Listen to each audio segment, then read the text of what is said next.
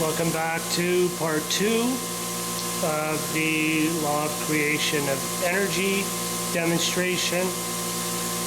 In this video we're going to demonstrate how conventional electric generators perform negative work with created electromagnetic field energy according to Lenz's law of induction, the work energy principle, and the law of creation of energy. And then we're going to show how created electromagnetic field energy can be used to perform positive work, system kinetic energy increase with no externally supplied input energy into the system. And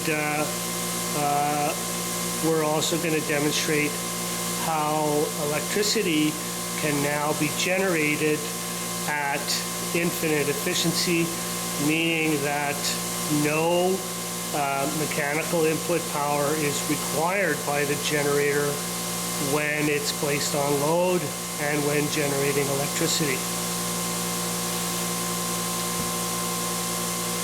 So I'm going to walk you through the components in the system. So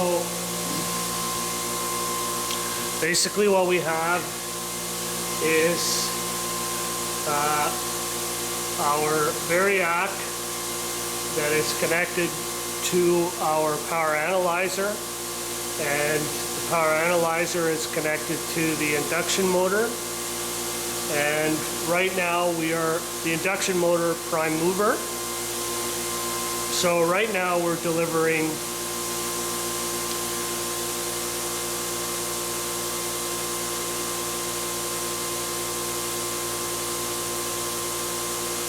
Right now we're delivering 163 watts, 63 watts to our prime mover, and our system is at rotational equilibrium.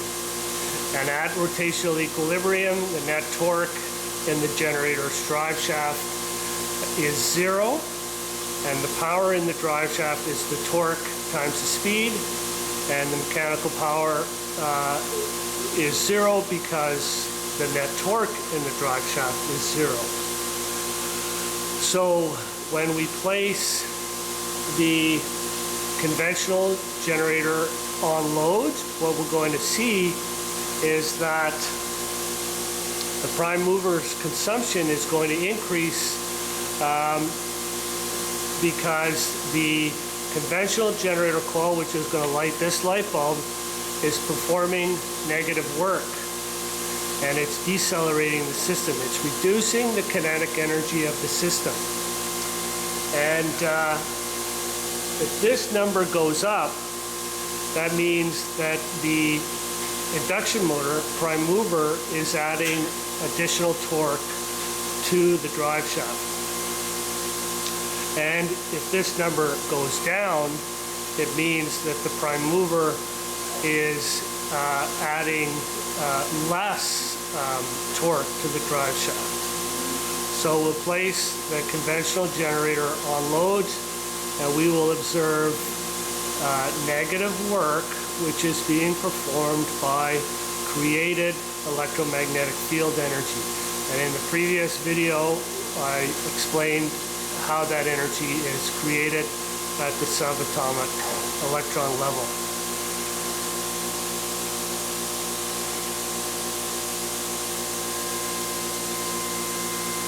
So now I've placed the conventional generator coil in the system on load.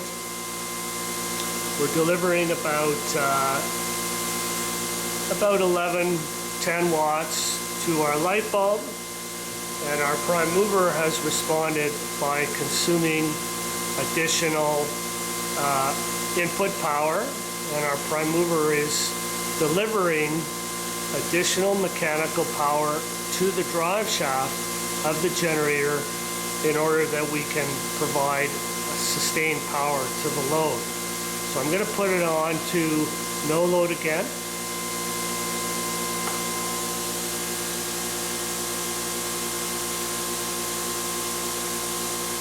So we are at no load rotational equilibrium once again, and our prime mover is consuming 165-64 watts, and the power in the drive shaft is 0 watts. We're at rotational equilibrium.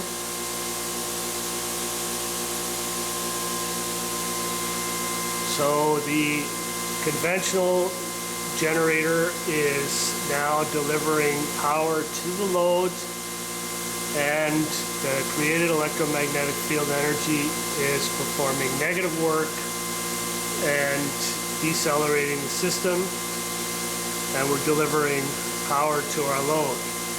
So now I'm going to put and we can see the load current sine wave for the conventional coil.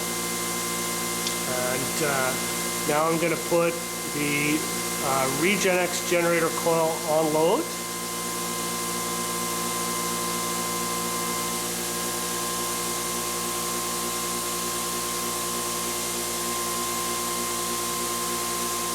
So I've placed the ReGenX generator coil on load, and the ReGenX generator coil is performing positive work. It has accelerated the system, and the prime mover is consuming less power when the ReGenX generator coil is on load than it does when it's on no load. And we can see the load current sine wave for the ReGenX coil, and it is delayed in the time domain by about 50 degrees when compared to the conventional generator coil. And this prototype has 2 ReGenX coils in it, and I'm going to place the second ReGenX coil on load.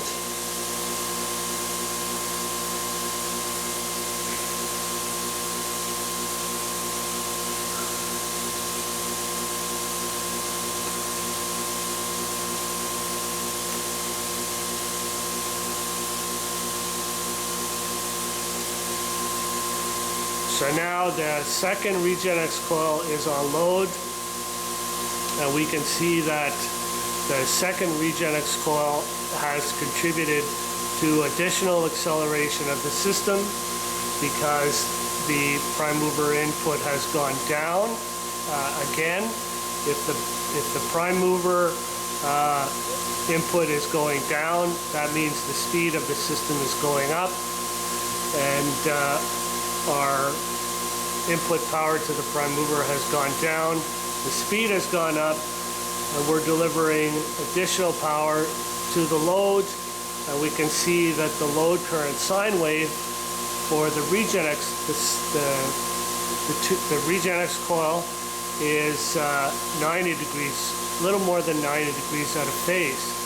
So essentially what we've done is completely reversed Lenz's law of induction, and we've basically invalidated Newton's third law of motion, meaning that we are not performing a counter electromagnetic torque, but we are performing or producing a complementary electromagnetic torque.